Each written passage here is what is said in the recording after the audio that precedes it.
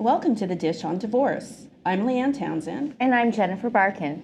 And we're your girlfriends who are just here to chat with you about all things divorce related. So grab a coffee, grab a glass of wine, and let's dish.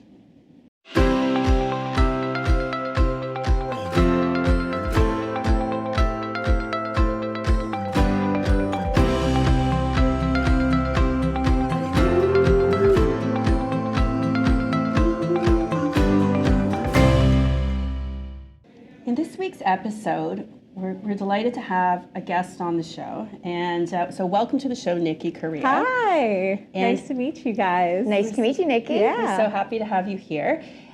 Nicky is a money manager, she has her own wealth management company, so she's also an entrepreneur. Mm-hmm. And today we're going to be chatting about divorce and wealth management or money management. So tell us a little bit about your background, first of all, Nicky. So originally, I come from a very business background. So I have approximately 10 years in B2B, essentially. But when I got into money management and I started my own firm, I really wanted to specialize in supporting women going through the whole divorce transition.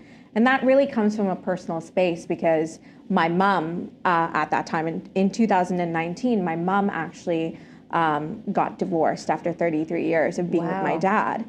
And that was absolutely horrible for her because after she left my dad, after she made that decision, she really didn't know what to do or where to go or where to even start.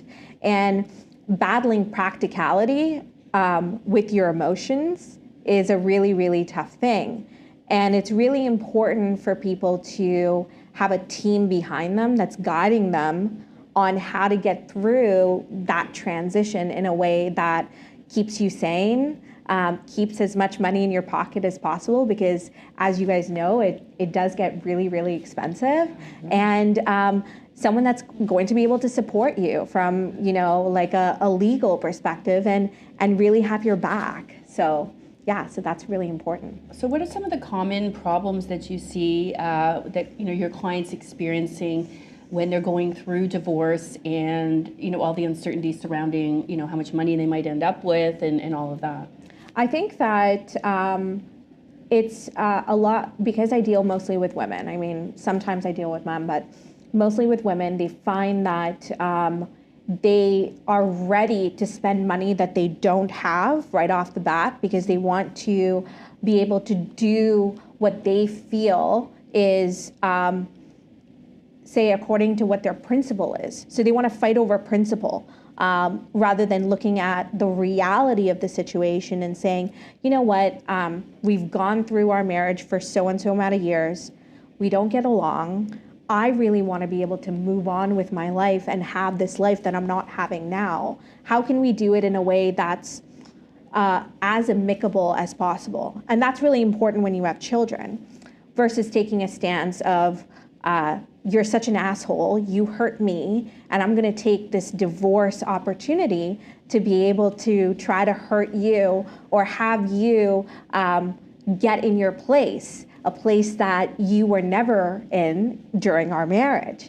So I think that women just really take that divorce as an opportunity to be able to stand their ground for all the things that they never set boundaries on in their marriage, and that's expensive. It sounds like what you're saying is they let their emotions sometimes maybe interfere, and I know that's something we see a lot of. We see a lot of that, and I'm always saying to my clients, when we're going through mediation, I'm neutral, so I can't hold their hand or anything like that. But when I see that happening, I will say you may want to get some independent legal advice.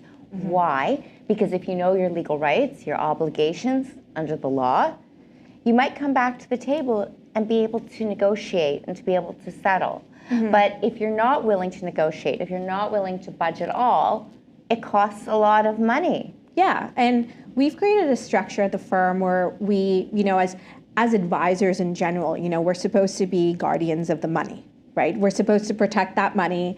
Advisors generally hate divorce because it causes loss of money. So it's like, okay, we would rather have you stay in an unhappy marriage, right? Like on paper, right? Because the money is going to be affected, right? So, but it's not always cut and dry like that, right? So, so we've created a structure at the firm where, you know, we really pair up with lawyers, with mental health professionals, with real estate professionals. So, say for example, my mom actually signed her separation agreement just over the weekend, and it was nice for her to be able to have the guidance to see her psychotherapist before, to be able to protect her and coach her on this whole siding thing, because it's a huge emotional thing, and then have a meeting right after. So then during that meeting, she's able to be present, understand what her lawyer is telling her, understand what the separation agreement is saying, and understand what she's signing. I find that a lot of times women come to me and they go, well, my lawyer just screwed me.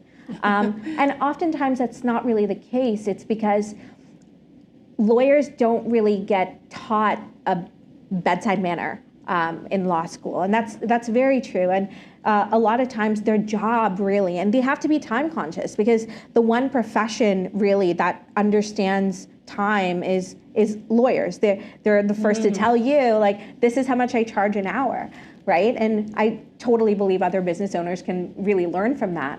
But in keeping with that, they have to be very factual with what they're bringing in on the table.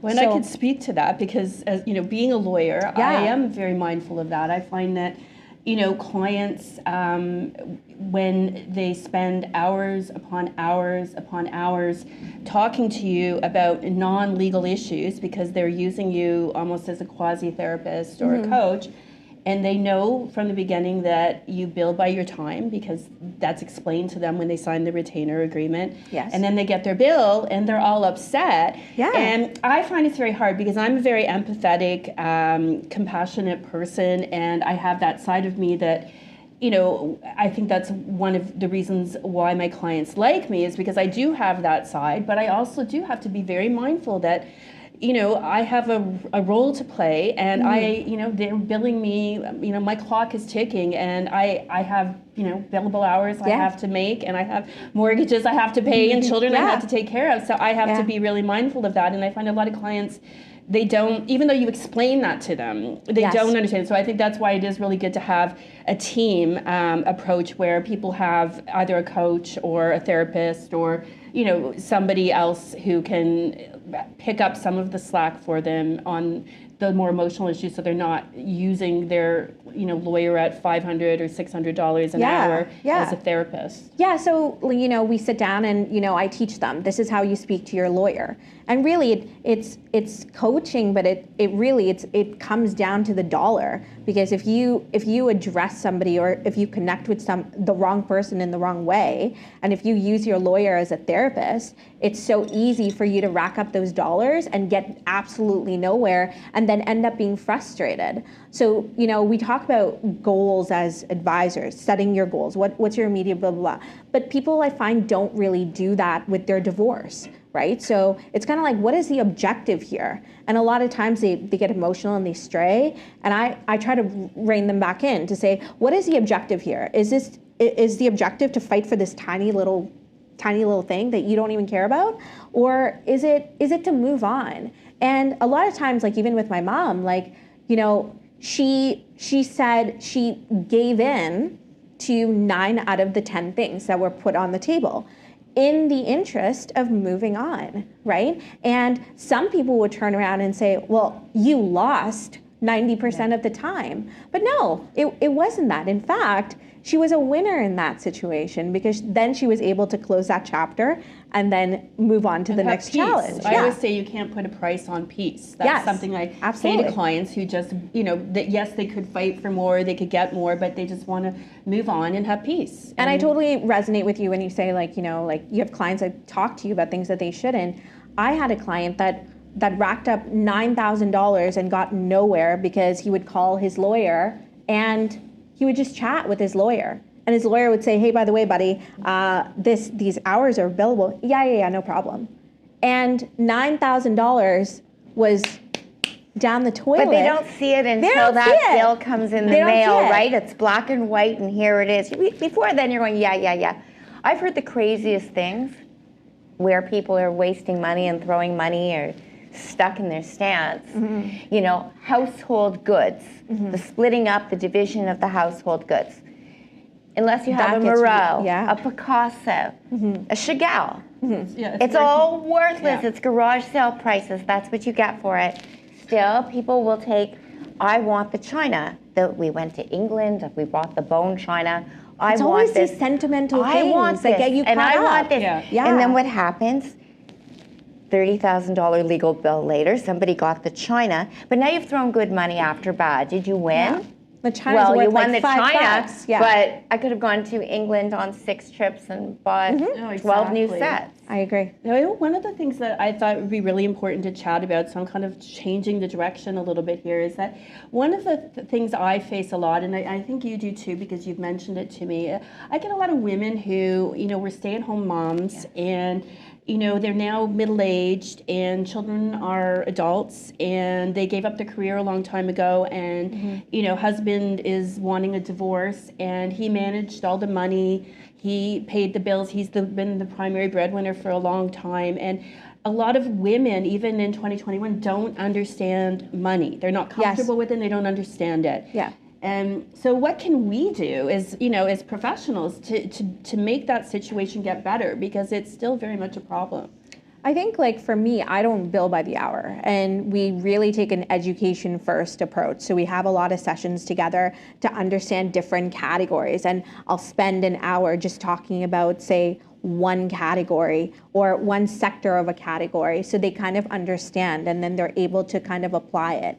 So education is really key, but also it's engagement from their side too, because a lot of times women, they want to be engaged in theory, but then they go, oh, my husband's dealing with it. They put it off.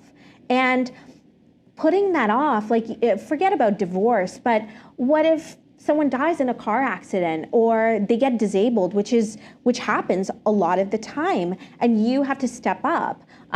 The stuff is not reactionary for you. It's not natural. So it's not easy for you to step so far out of your role into something that you've never ever done.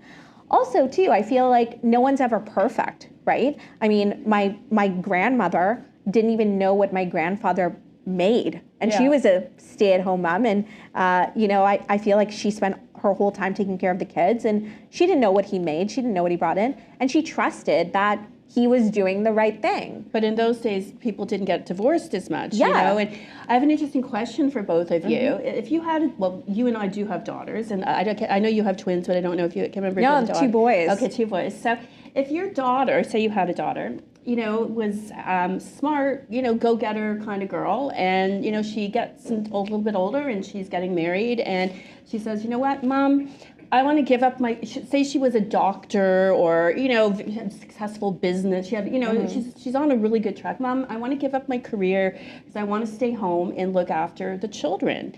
I'm curious, what would you say? Like, would you be supportive of that? I would absolutely lose my mind. You should do that. I would absolutely lose my mind. I think that it's so incredibly important for women to have their own career, make their own money, because it gives them a voice. And a lot of times in the past, women didn't do that and they didn't have a voice, right? Because it's that whole concept where I pay, I pick, right? And if you can't pay, then a lot of times you don't get a pay. Money's power. Yes. And that's it. I mean, I have 2 girls, university age girls, and I told both of them from the time that they were very, very small, it's important to be able to take care of yourself foremost. Because you don't know what's going to happen. I know you love this guy and you think everything's going to be fairy tale, but what if it doesn't work out? That's one thing. On the second thing that you alluded to, you have some control in your life when you have your own money. You all know those stories of the housewife who bought that pair of shoes at Saks and they're hiding in the trunk because I want to bring them in the house when my husband's not home. You shouldn't have to live like that. No. You should be able to say, you know what? I know what we can afford. I'm a smart person, right? It's not going to mean that we don't have groceries next week.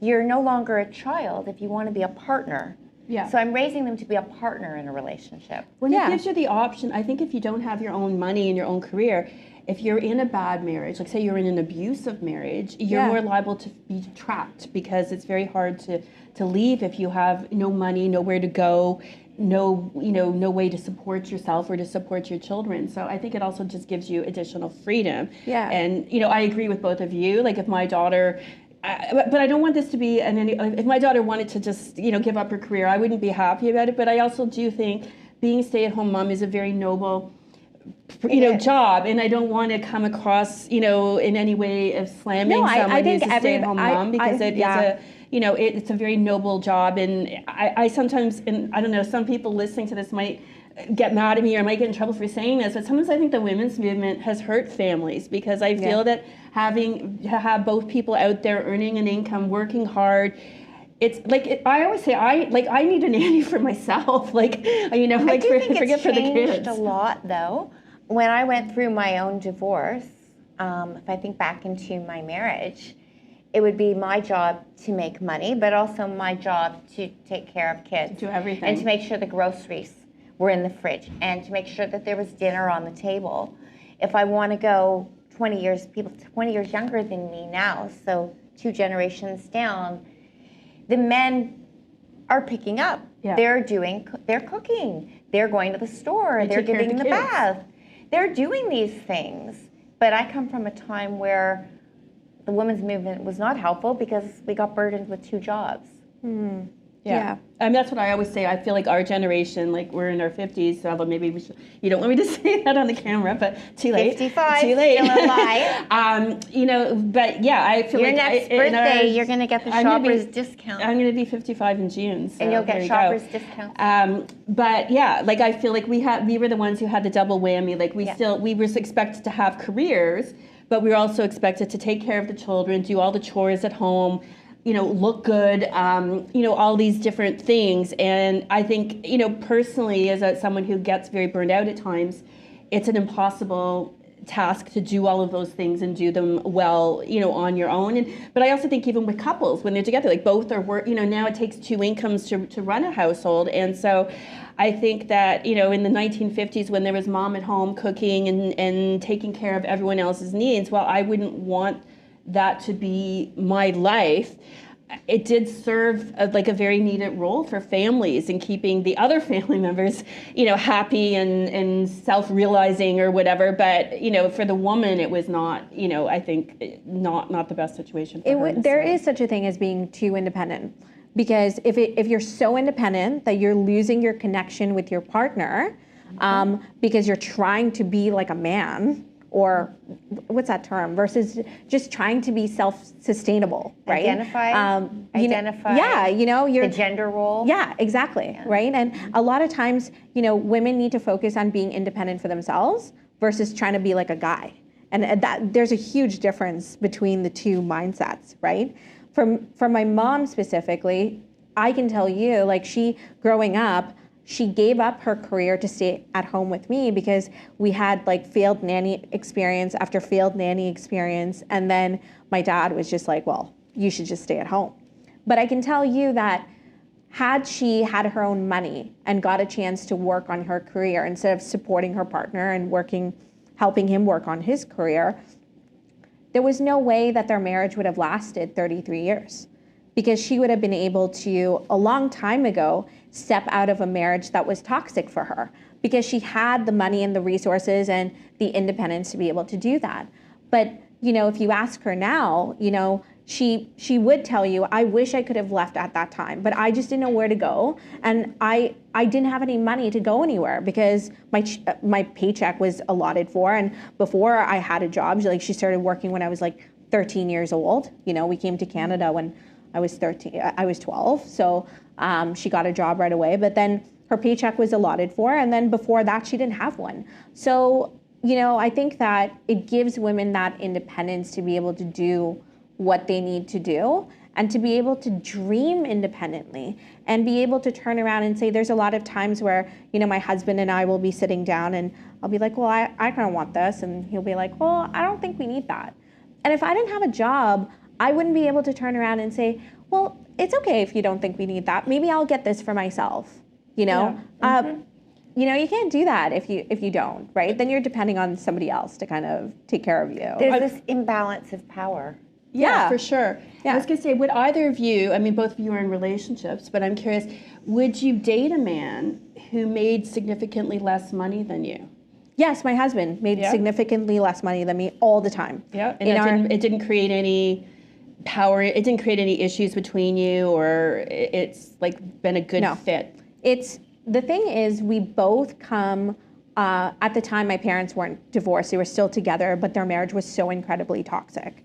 And he came from a world where his dad left when he was 9. So when we got into a relationship together, we really understood statistically marriage, you know, the chances of it lasting, not so good, right? And so we really need to work on it and take it one day at a time. And if there's a conflict, we're very good about just solving whatever conflict we need to solve and just coming to an agreement and moving on. So I think like that's something we've really specialized in, and especially since, you know, I've been doing the work that I do, you see like fights that are this small just blow up to be this big, and then you kind of forget what you started fighting about to begin with, and it's just gone so far, and you're hurt and you're emotional about it, and you forgot what started it all, you know, and I see that all the time. The decision making really needs to be equal, right? So it can't be, even though you make more money, it can't be like, I make more money, so I'm buying it for you. It can't be like that. It has to be sort of like a pooled approach, which, you know, makes the person who makes more money vulnerable. Right? Yeah, which is hard. Which is hard. Like, and that's like to me another issue is if, you know, a woman who's going to be 55 in June, you know, if I was to meet a man now, you know, I would want to protect my children and things like that. So I'm not so sure I would want to get into a relationship where everything is all intermingled. I think I would want to have some separation of things, or a prenup or something like that, just because because I have children and I want to make sure that they're protected. And prenups are not romantic, but they're absolutely necessary, in our time right now, because it just makes things cut and dry. And I find that, you know, it's not lovey-dovey when you have to do it, but it allows you to really focus on your relationship. Yeah. And it gives some peace of mind. Yeah. But in addition to getting a prenuptial, I find a big problem is people don't talk about money. Forget the paper for a second. People don't have that money conversation with one another. If you have some spare money, what do you like to spend it on? Are you a spender or are you thrifty? Are you an investor? Or, oh, hey, there's an extra $2,000. Do we just go and buy this? Because one of the number one reasons that marriages fail is because people don't think about money the same way. And they argue about money. Like that's one of the biggest sources of conflict in marriages. It's true. Like usually, you know, I work with a lot of couples too, and a lot of the times they refuse to talk about money at home because it just gets them into a fight. So they'll have their questions and we'll talk about it all together, because the concept about money is just so incredibly stressful that, you know, everybody has an opinion, and it's always seeming to be a heated opinion, right? And it comes from a place, you know, it's easy to be able to have that third person if you do have an advisor, to be able to bring your questions, and then they can kind of coach you. And then as you get more comfortable talking about money, then you can kind of take it home and be able to have these practices that are sustainable, that kind of keep you in check, right? Yeah, so, do you have women coming to you who, you know, we always think of the Jeff Bezos story and his wife Mackenzie, who is, if not the wealthiest, so certainly one of the wealthiest, you know, women in the world from her divorce settlement. Do you ever have many clients who come to you as a woman who has a large divorce settlement that she needs a lot of help with, you know, figuring out how to invest? All the time. And I think a lot of women, what happens is I work with a lot of women that have a lot of money. And a lot of times, because they have a lot of money, they're often in a position where they're trying to overcompensate with their husbands or partners during the course of that relationship, because they need to try to lower themselves, and they've been doing it in a way that isn't really good or in their interest. So when it comes to managing their money after their divorce, they're very confused because they've been in a situation where they've always asked their partner for permission, or they've always wanted to give that power over because they're trying to lower their position and try to get them involved. Obviously in good spirit, but you know, a lot of their goals or, you know, their objectives weren't really met. So I always say, you know, the big key to everything is just education. You can't fix something that you don't know or you can't acknowledge as a problem. So, but would you say too that a lot of times the way we think about money comes from our family of origin, the family we grew up in? Absolutely. So when people get married, he came from this family and this is how they spent their money and this is what they did. And she came from a family that dealt with money totally differently. Mm-hmm. And then these two who never had that conversation before getting together are, you know, butting heads. Yeah.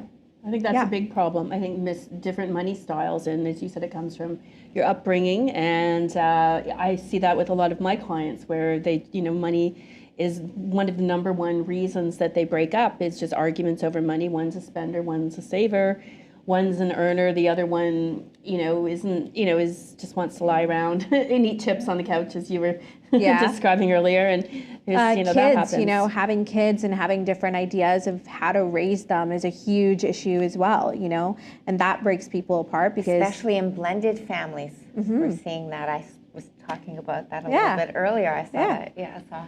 Yesterday. So disabilities, you know, disabilities or illnesses that come up, you know, mental health problems. Mental health problems. Like depression, anxiety. And exactly. That's something that and comes we're up facing a lot of that now where, you know, say for example, if someone's been really diligent with their savings and they're having a lot of mental health issues over COVID, we have to kind of stop and really prioritize that in order to kind of move on and move forward because of everything that's happening in the world right now because, well, this virus knows no borders, right? So I have a question for you. Do you find that a lot of people that come to see you, like as we were talking how they don't understand money, but there's today's money and then there's the value of that same money tomorrow, right? So they definitely don't understand that. Right. Today's dollar, it might be worth, I don't know, 70 cents down the road. So as part of the work, part of what you're doing, a part of what you're teaching is how to get people to understand this is your lifestyle today or this is the lifestyle you want to maintain. In 5 years, you're going to need this. Absolutely. Because I think a lot of people, what they do, and my father was a tax lawyer, so he taught me a lesson at a very young age. I'll tell a little tiny, quick story. I used to do TV commercials, so I earned a lot of money very quickly. And I just wanted to go to Tiffany's and buy diamond earrings, and he said, you can't afford them. I'm like, what do you mean I can't afford them? I have this much money. He said, one day you need a house, one day you need a mortgage, one day you need a, you know, and on and on and on. So what I mean by that is that people don't really understand what they're going to need and what, just because I have the cash today doesn't mean I can afford something. Absolutely. We do a lot of that. And also, you know, it's part of really goal setting. What do you want to do? What is your, like, one of the big questions I ask is describe to me, like close your eyes and describe to me like a day in the life of you retired, right? What does that look like? What does a week look like? Are you a traveler? Are you somebody that kind of stays home in your beautiful home, like reading a book? Are you going to sell your beautiful home and downsize to an apartment? And if so, where is that going to be, right? So it's really like, are you going to be spending a lot of money on your children? Do you think that they're going to have kids? So you're going to be spending money on your grandkids? So you might not have a mortgage, but you might still have a lot of expenses, right? Yeah. So it's really understanding what you want. Right? What your goals are. What your goals are. Yeah. And that's very independent of your partner. Like say, for example, my husband has his own goals, I have my own goals, and then we have our goals together. So we both have individual things that we're working towards, and then we also have things that we're working on together. And that's very, very important. It's not just about like a we, because in a divorce situation, if that we were to ever break, I find that people then are lost because they feel like they're in a place where, oh my gosh, I was working towards something. I didn't necessarily even want it. We just decided we're doing this. And then now what, right? It happens a lot. It happens a especially for lot. the person who's blindsided by the breakup. Now, just before we wrap up, if you were to just give your top 3 tips for people going through divorce with respect to money management, are there like 3 just general tips you could provide listeners with? Yeah, so I think this goes to like kind of what I'm experiencing now, okay? There's a lot of times where people focus, and we talked about this, where people focus on little things that might be sentimental but might not be of any value. Materials don't mean anything. You can lose a car or you can lose a home, but you can also buy another one. The one thing about that is very constant about money is the change in money, which means the flow of money and the fact that money comes in and money goes out. So the more you try to hold it, the more you're going to lose. Which brings me to my next thing.